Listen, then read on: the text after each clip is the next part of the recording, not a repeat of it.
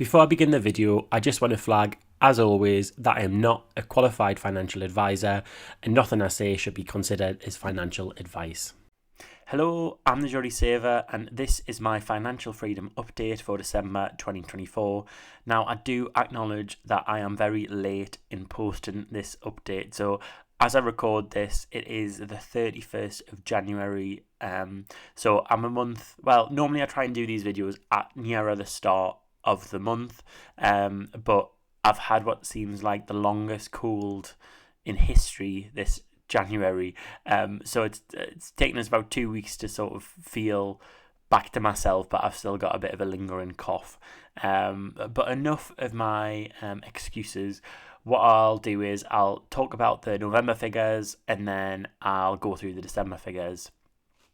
So just in case you're new to this video series, I am trying to be financially free by December 2025, and my definition of financially free is having a savings, investments and premium bonds balance that is bigger than my outstanding mortgage balance. So at the end of November, we had an outstanding mortgage balance of £101,925, and if I compared that to my savings, investments and premium bonds balance of £10,290, it meant that we had £91,000, £635 left to save. So let's have a look where we were at the end of December. So the savings had increased a little. So the important thing is I hadn't taken any money out of my emergency savings, and I'd put in a tenner and then £3 accrued in interest. My stocks and shares ISA, even though I contributed some money in December, because there was a large rise in the value of my investments in November, there was a bit of a decline in value in December. And the decline in value wasn't offset enough by how much I'd put in, so there was a slight reduction in my stocks and shares ISA in December.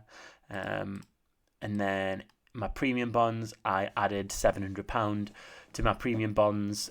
So I bought £700 worth of bonds. Still haven't won anything with premium bonds, but I'm hoping that as I increase my balance, the odds of me winning will improve, and I might finally get a month where I've won £25 or even something bigger than that. So adding those figures together gives me a total of £10,959, which is great because I think I reflected a few videos ago that I was really keen to get this overall balance of above £10,000, and now I'm £10,959. And then the outstanding mortgage balance at the moment is £101,387, so getting very close to that £100,000 benchmark. So that means that the difference between what I owe on the mortgage and how much we've got saved is £90,428. So the progress compared to the last month was £1,207, which is great. And then that means the total progress since starting this journey is £13,190. So before you comment and say it, I will beat you to it and say I'm well aware that the ambition of clearing £90,000 before December 2025 is very ambitious. But I'm enjoying this video series, I'm enjoying tracking my journey, and the more money I can knock off my mortgage and increase my savings, investments and premium bonds by, the closer I'll get to my goal. So I may not be financially free by December 2025, but I'll be in a better position than I currently am. So I just wanted to reflect on where.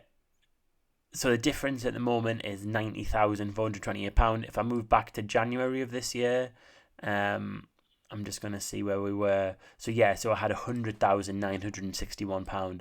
So it's like, it's over £10,000 better off than I was in January, which is really good news. So it's like increasing. I don't want to say increasing my net worth, because I don't include any appreciation in house value in these figures. But I can say I'm £10,000 better off through my actions, financially, than I was at the start of 2024, which is good.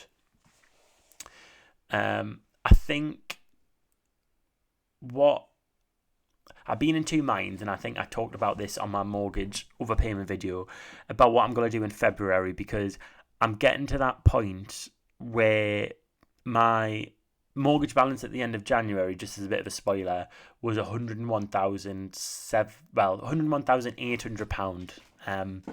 And with our regular overpayment and our mortgage payment, that with February's payment, it'll bring us to £100,300 or so. And I've had a temptation for a while that what I'd like to do in February is overpay the mortgage by an additional £501. Now, the £1 is just because my mortgage company, because I have selected to reduce the term of the mortgage with overpayments, that only clicks in if you overpay by over £500. So, and this is my own opinion and research that's leading us to think this way, but basically my mortgage company, if I overpay by under £500, the money will come off the balance, but I won't see an immediate reduction in mortgage term. So I think what happens is, like, my smaller overpayments all just build up, and then at the end of my mortgage fix, then I'd see the reduction in the term that's come from those mortgage overpayments. But if I overpay by over £500 in like one chunk, then I will see the reduction in the term. So my thought was overpaying by £500 or £501 in February would be that I'd get below £100,000 on the mortgage. I'd get to 99,000 and something, which would be really good. And then the other benefit would be that I could see the impact on the mortgage term that all these smaller overpayments that were made over the past year have made, and I think that might be quite good to motivate me on my journey. And I feel as if I do this big overpayment in February, then I'll feel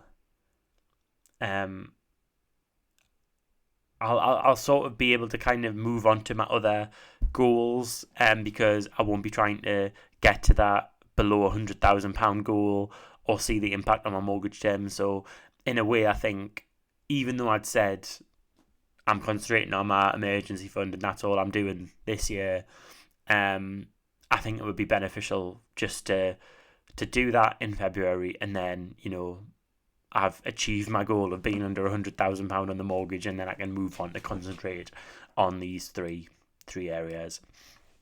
So that was just a bit of a waffle. If you've got any thoughts about it, then let us know. And I'll see you on the next video. And I'll be posting a video quite sharpish, because I'll be doing my budget with me February video over the next couple of days. So yeah, there won't be a big gap between videos, but hopefully I'll see you then as well. Bye.